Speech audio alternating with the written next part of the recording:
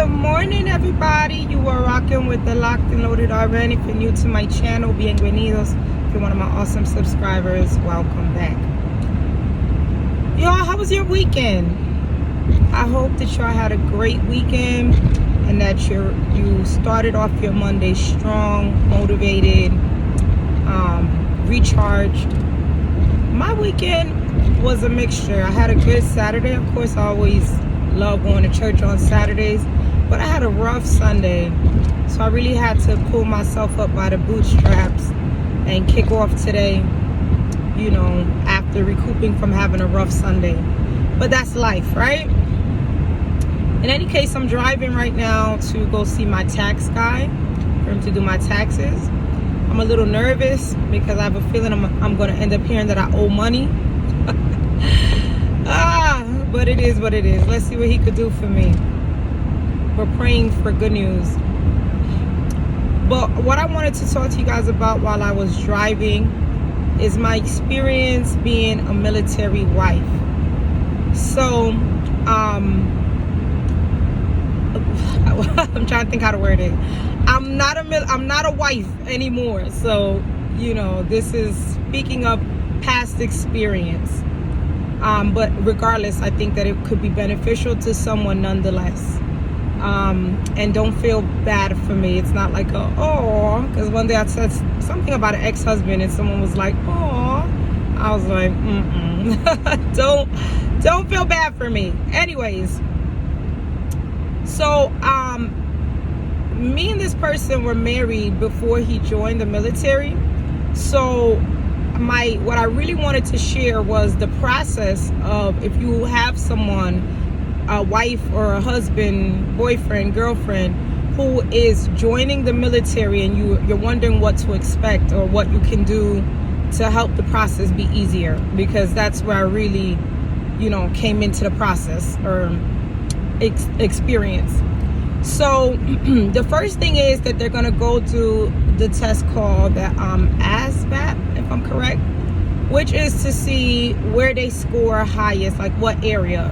That helps to pick their MOS, or what job they're going to basically end up doing, right? So when you hear someone say their MOS, is asking what their job title is in the military.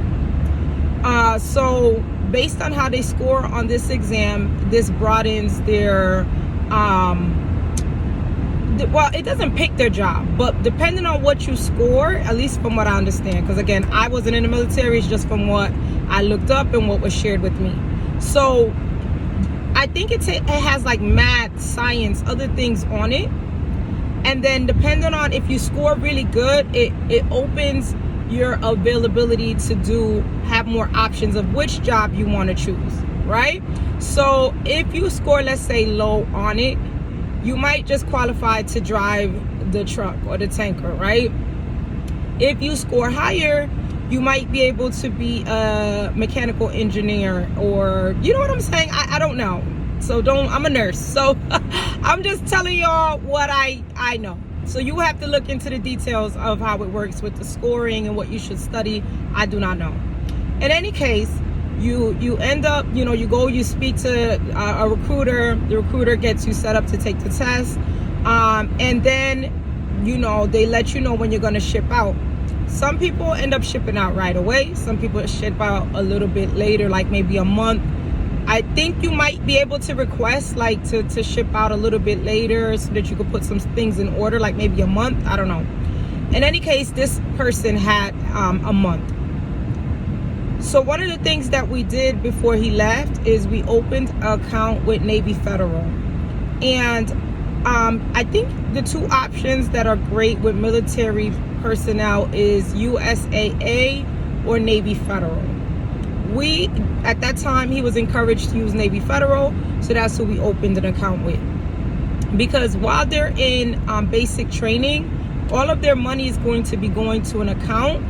And mind you, they don't have access really to be spending money or talking to you, so it's important that they open an account with you, especially if you're a spouse, so that you're able to pay, you know, the rent, whatever you got to do if you guys have kids, so that you have access to the money, because this is where the money will be going, and you can't get on the phone and call him and say, hey, can you send me $2,000, or it won't work that way. So it's important that y'all have a joint account together. Navy Federal was good because you got your money, I felt like, a little bit earlier. So they get paid every 1st and 15th of the month, twice a month, the 1st and the 15th. So is it the 1st and the 15th? I think so. I'm trying to think if it was that or just once a month. I don't really remember because it was a while ago. In any case, so you know, you go, you drop them off. What happened in my case was I was in nursing school at the time, so I wanted to see him off, but I had an exam that day. So I was like, okay, hopefully I could finish my exam quickly, and then I can run to where he was gonna ship out. Like, let's say they said that he was gonna leave at 10 o'clock.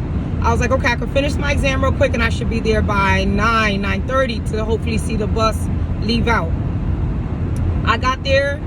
No, I think when I was leaving, when I finished my exam and I was leaving, grabbing my keys, he called me and said, how far was I? I said, oh, I'm about to leave